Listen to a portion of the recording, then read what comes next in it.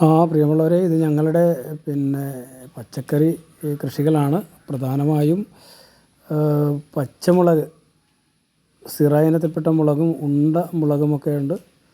പിന്നെ കാന്താരി മുളക്, പിന്നെ ഇവിടെ വെണ്ട എന്ന് പറയുമ്പോൾ നമ്മൾ സാധാരണ കടയിൽ നിന്ന് മേടിക്കുന്ന പച്ച വെണ്ടയുണ്ട്. പിന്നെ ആനക്കൊമ്പൻ വെണ്ട, വയലറ്റ് വെണ്ട, ഇവയെല്ലാമാണ് ഞാൻ വീടിനോട് അടുത്ത് വെച്ചിരിക്കുന്നത്. ഇപ്പോൾ ഇതിൽ കാണുന്ന ഇതെല്ലാമാണ്. ഇവയെല്ലാം നല്ല രീതിയിൽ തന്നെ വളരുന്നുണ്ട്.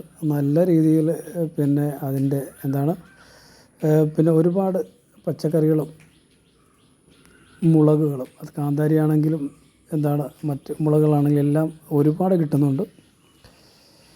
വളത്തെക്കുറിച്ച് ചോദിച്ചാൽ കാര്യമായ പ്രയോഗമൊന്നുമില്ല. നമ്മൾ വല്ലപ്പോഴൊക്കെ ചാണകം പൊടിച്ചതോ അല്ലെങ്കിൽ കോഴിവളം പൊടിച്ചതോ ഇട്ട് കൊടുക്കും.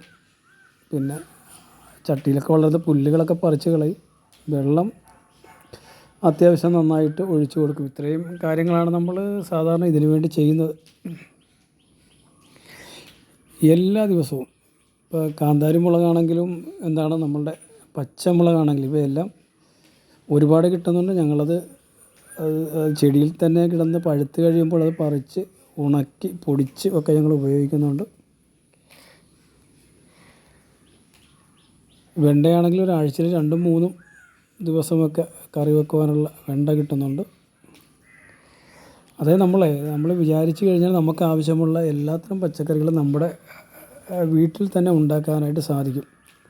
ഇപ്പോൾ കഴിഞ്ഞ 1 വർഷമായിട്ട് എൻ്റെ വീട്ടിൽ ഉള്ള പച്ചക്കറികൾ മാത്രമാണ് ഉപയോഗിക്കുന്നത്.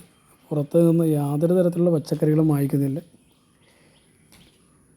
ഒരല്പം സമയം അതിനുവേണ്ടി ചിലവഴിച്ചാൽ എന്തിന് നമ്മൾ ഈ വിഷം നിറഞ്ഞ പച്ചക്കറികൾ വാങ്ങിക്കണം? നമ്മുടെ വീട്ടിൽ നമ്മൾ തന്നെ ഉണ്ടാക്കുമ്പോൾ നമ്മൾ ഏറ്റവും നന്നായിട്ടായിരിക്കും അതിനെ വളർത്തുക.